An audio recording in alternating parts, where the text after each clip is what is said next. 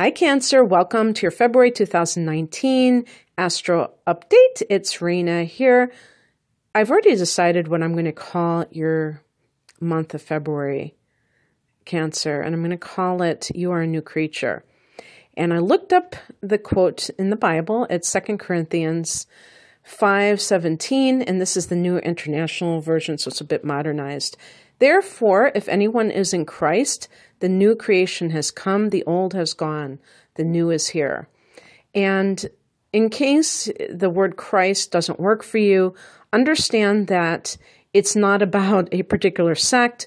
It's about this idea of you being transformed and there being a spiritual component to that. And the reason I say this is that Aquarius is your 8th house. And Aquarius, I'll just say forget about Aquarius. The 8th house is the house that Scorpio rules in the universal chart. And I'm thinking specifically of one of Scorpio's rulers, in addition to Mars, which is Pluto. Pluto is a planet of transformation and rebirth, okay?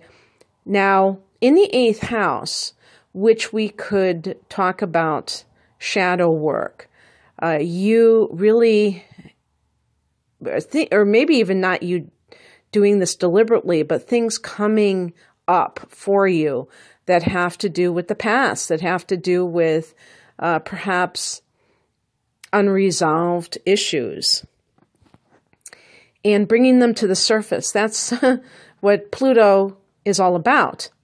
Now, here's the kicker to all of this.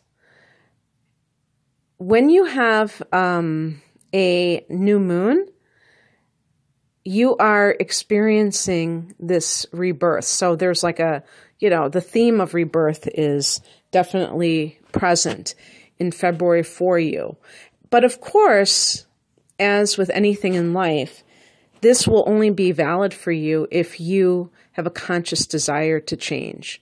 If you are still clinging to something from your past, the chances of you really taking advantage of this are not going to be as great. And I really think that with transits, a lot of it is coming from the person's own desire to make use of them. So rather than things magically appearing or disappearing if you are trying to get rid of something, I think there has to be some personal effort and intention involved. So let's just talk about this in terms of specific transits. So the sun is in that house until the 18th, and the sun is your aspirational self. The sun can bring with it healing energies, and also your focus can be brought to this particular house. This is also the house, by the way, of shared resources and including the money of the dead, because this is the house of death. So with this, the sun is connected to the father, so there may be something along those lines of inheritance matters that are connected to the father. And also, the 8th house has to deal with the occult, which means hidden. These are the deep questions in life. These are the, what is the mystery, the secrets of the universe type of questions that you may be focused on, you may be passionate about. And so this continues for over 2.5 weeks, coming from the month of January, late, around the time of the eclipse. Okay. And I'm talking about the lunar eclipse in Leo in January. That's when the sun changed into Aquarius, right around that time.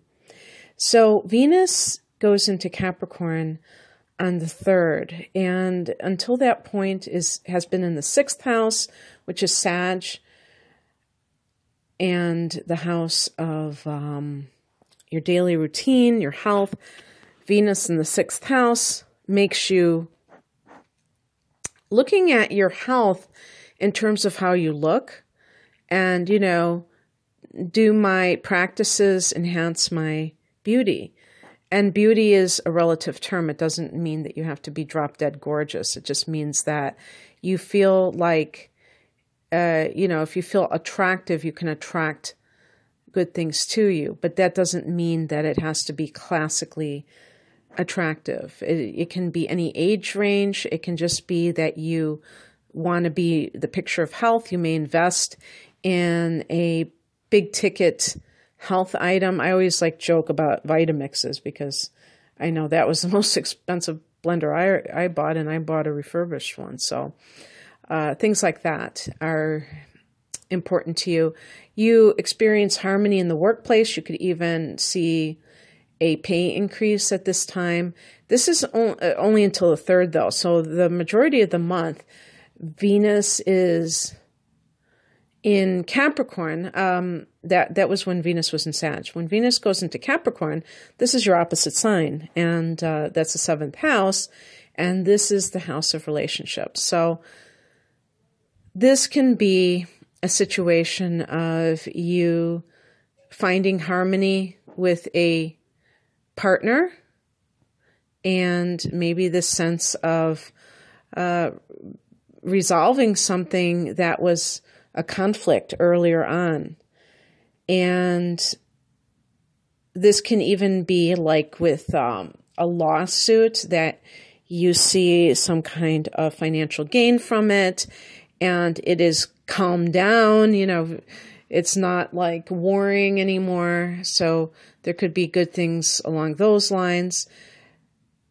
The next day, there's a new moon in Aquarius. That is your 8th house. And this is when I was talking about becoming a new creature. You know, maybe there are things that you are putting behind you.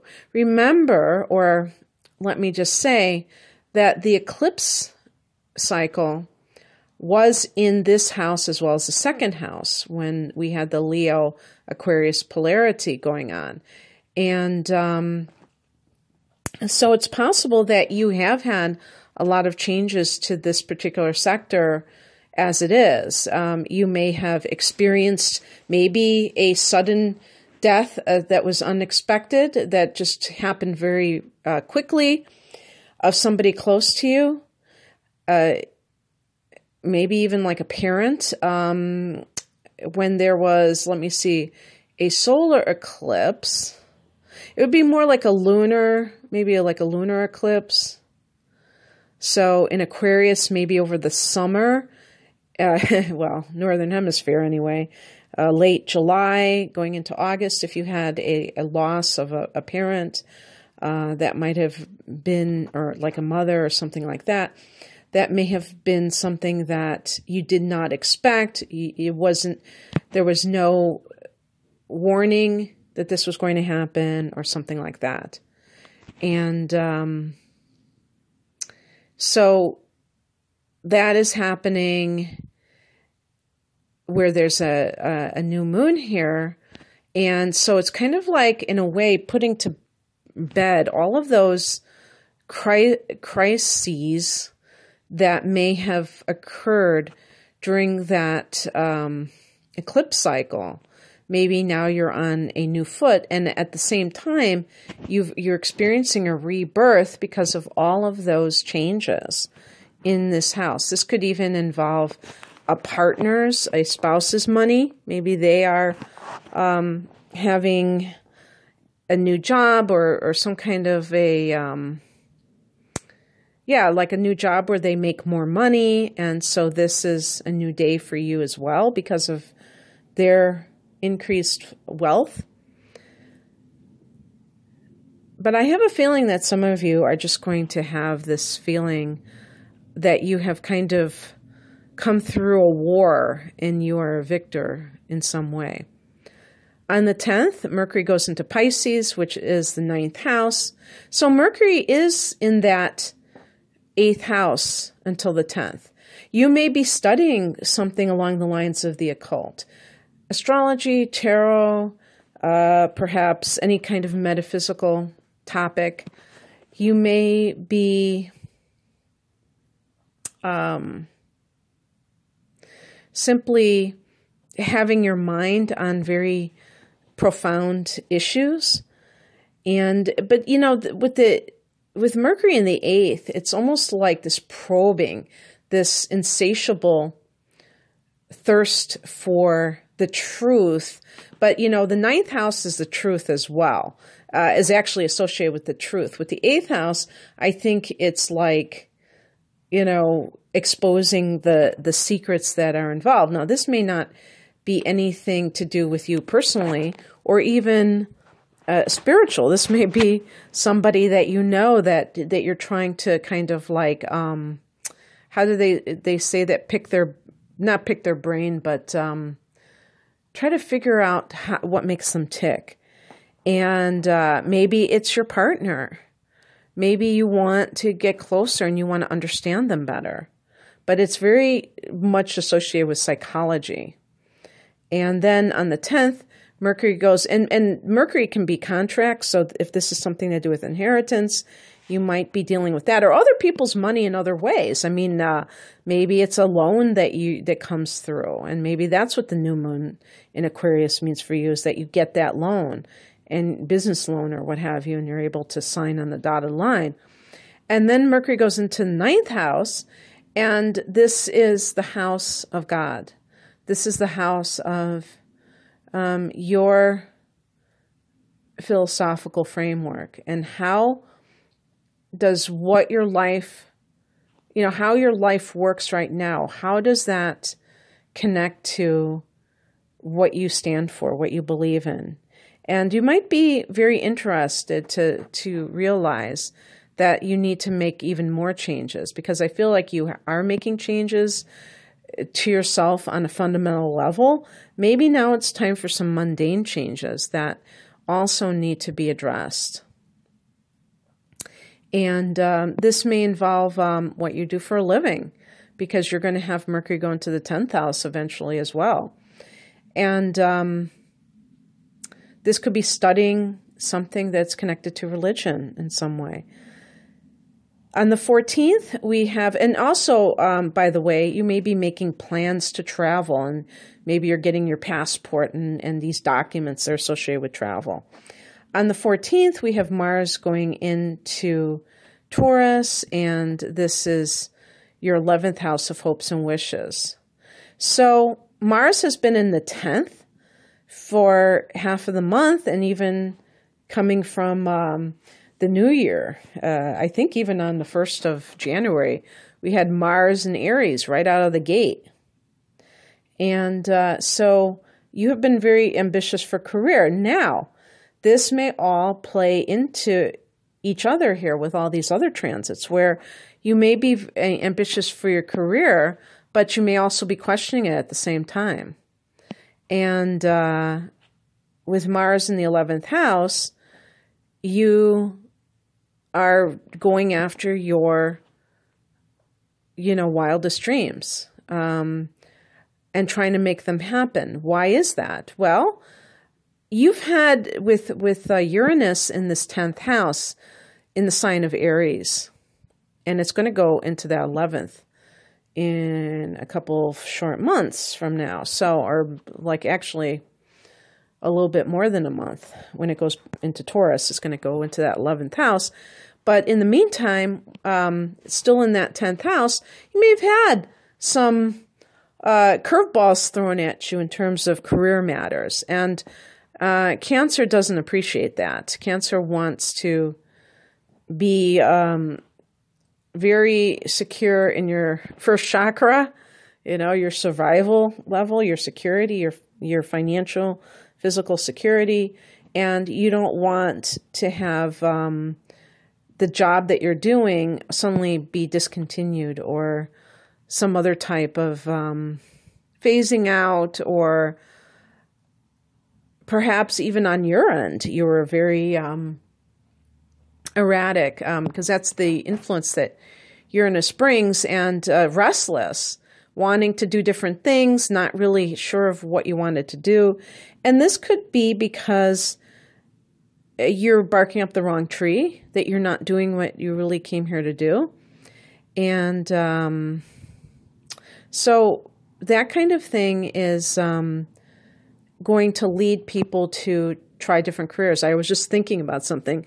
I do life path readings. So if you're interested, if you're kind of at a crossroads and you're looking at, you're not really sure that you want to do what you're doing anymore, you can check out my online store, because I have a reading that is along these lines, that is looking at things from, more of a spiritual point of view, but also dealing with, practical money and career issues that are coming up using your natal chart. So, with this Mars in the 11th house, it's almost like you're kind of going in that direction of, I want to do this, and just as much as you were doing with your career, trying to kind of really power it up, you want to do the same thing with your, maybe your private life,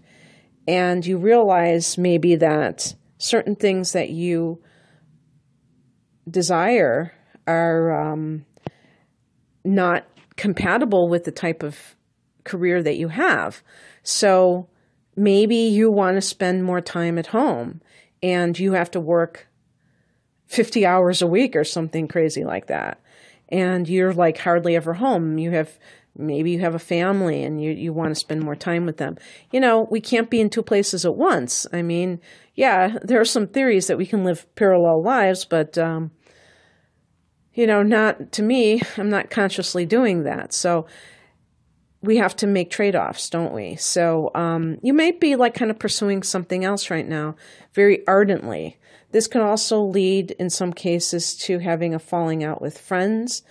And sometimes these things come up because your values have changed and you're kind of clashing in terms of that. Like maybe all of this kind of inner work that you're doing is making other people feel uncomfortable. And you know what? That's not your problem as long as you're not proselytizing to them and trying to get them to be like you, which is annoying to other people. But if you're just doing your own thing and they notice a change and that threatens them, sucks to be them. That's their problem. And then we have, what else do we have going on here? We have on the 18th, the sun going into the 9th house. So the 8th and 9th houses for the sun to be there are both going to deal with issues surrounding spirituality in their own way. With the 8th house, it's more of what I call the mysticism of the, that we do not kind of contain within a particular sect, but also very intuitive. With the 9th house, to me, it's more of a system of beliefs. And with the 9th house and the sun there being aspirational, you could be interested in maybe becoming something that connects with this house, like a yoga teacher. I always say that, or meditation teacher, because it's the one thing that I associate with religion and a career. Of course, there are yoga teachers that don't seem to teach the philosophy. So this is something that I feel is very important, that it's not just an exercise, that it's something where you're teaching the ethics of the niyamas and the yamas, so to speak. And that to me is what the 9th house represents. It's like a moral framework, the code of ethics for living in this world based on the Vedas, based on whatever, So that's happening. And then there's a full moon in Virgo.